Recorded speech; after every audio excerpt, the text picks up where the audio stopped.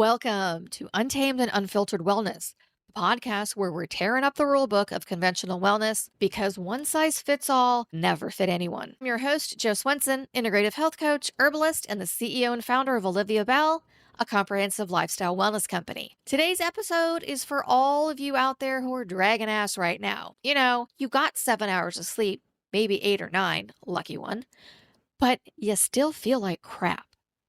If you are always tired, no matter how much sleep you're getting, it's time to find out what's really going on. So today I'm going to break down what's behind your exhaustion, and I promise you I'm not going to tell you to get more sleep or start taking pills.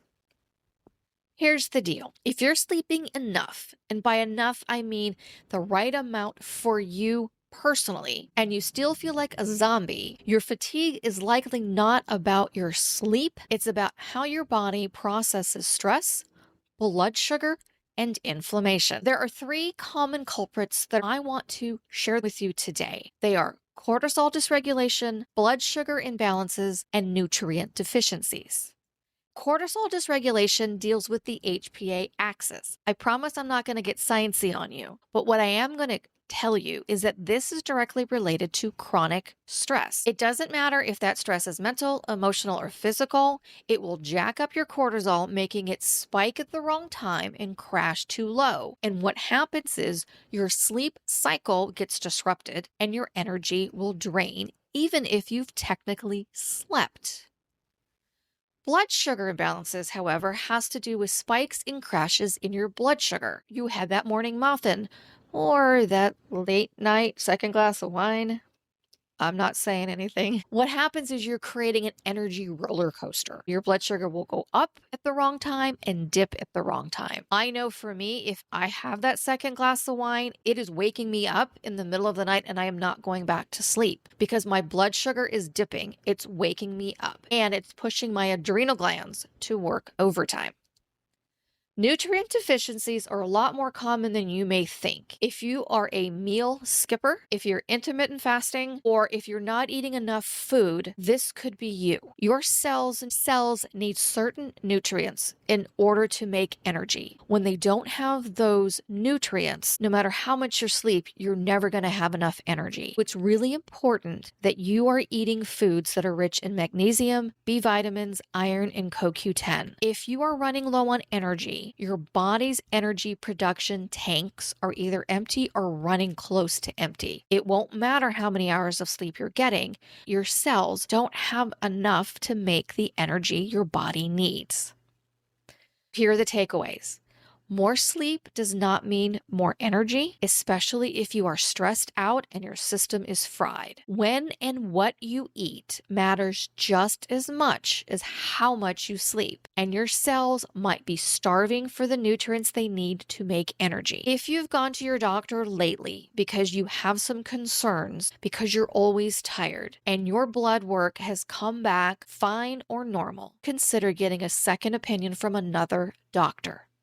This is why normal labs are not the same as optimal health.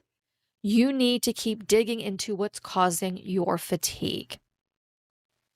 I created a 30-day fatigue reset plan. I've put the link in the show notes for you that will give you the resource you need to follow along with what I'm about to tell you. You can print it off later. And there's more on the reset plan than there is in what I'm going to talk about today. I just want to cover a few of the items that I have on the reset plan.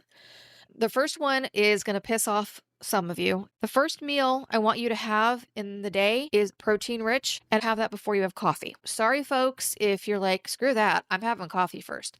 Go ahead. But here's what you're doing to yourself. You're spiking your cortisol and your blood sugar. What's happening is when you have a protein rich meal, and that can be, I'm talking like a hard-boiled egg, because that's what I do some mornings. More importantly, by having the protein-rich meal first, I'm stabilizing my cortisol and my blood sugar. Then the caffeine queen takes over and out come the Americanos. Have your coffee after you eat. If you are intermittent fasting, it's so important that that first meal you have is protein rich, which means we need to get rid of all the sugary breakfast cereals, snacks, pastries, whatever that is, and focus on real food.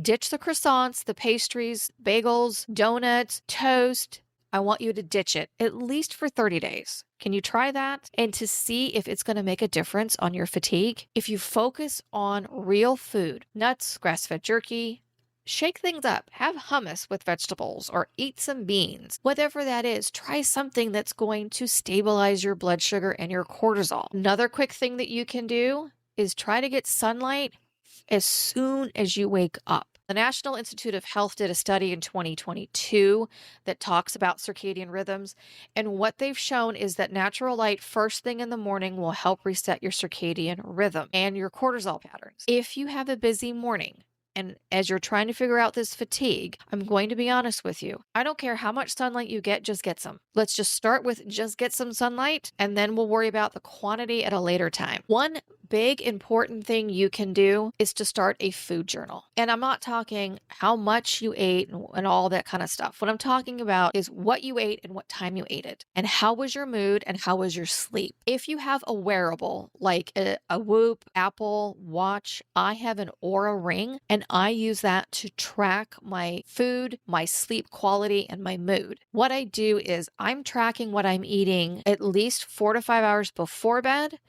and 4 to 5 hours in the morning. What I'm finding is if I'm eating pasta late, I'm going to sleep like crap. If I have that second glass of wine, I'm going to sleep like crap. If I'm having a granola bar that I did not make myself, that's one I grabbed off the shelf at the grocery store that's full of sugar and additives, I have zero energy and I need coffee at 3 o'clock in the afternoon, which I don't do anymore because then I don't fall asleep. So it's this never ending cycle. I found all this out because I started tracking my food, my sleep, and my mood.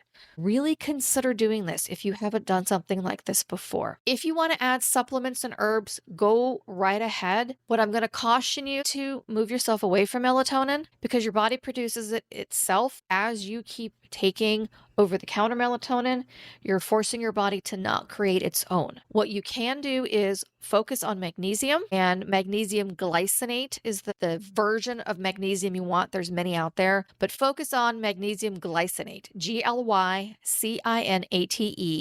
300 to 400 milligrams in the evenings. Check with your doctor if you're not sure. You can look at some herbal supplementation as well. I am a big proponent of this as an herbalist. Of course I'm going to be. Lemon balm tea is a very nice, relaxing tea. Have a cup of that a couple hours before you go to bed. The same thing is motherwort. If you have a little bit of anxiety, this is great for those of you with the Sunday scaries. Have motherwort either in tincture form or tea. It is bitter. Even though I love motherwort, it is my favorite herb.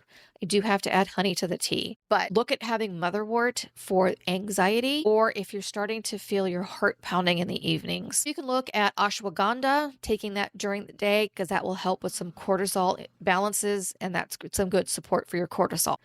The gift that I have, the 30-day fatigue reset plan, is free. It's in the show notes. There's a lot of other tips and things that you can do to help try to figure out what's causing your fatigue. I have a list of some blood work that you should have checked. It might be a great opener to have with your doctor if you haven't had this conversation already. If this episode hit home for you, please share it with a friend, especially somebody who's been tired lately. And if you need more support, head over to my website, olivia-bell.com. I offer free 30-minute wellness checks. If you've got questions or concerns, or you didn't quite understand something, schedule a call with me. It's just you and I chit-chatting on the phone for about 30 minutes. I'm happy to answer any questions that you may have. Don't forget to subscribe to our podcast, leave a review, share it with a friend. I hope you make some time today for peace, some plants, and some paws. Thank you so much for listening to Untamed and Unfiltered Wellness.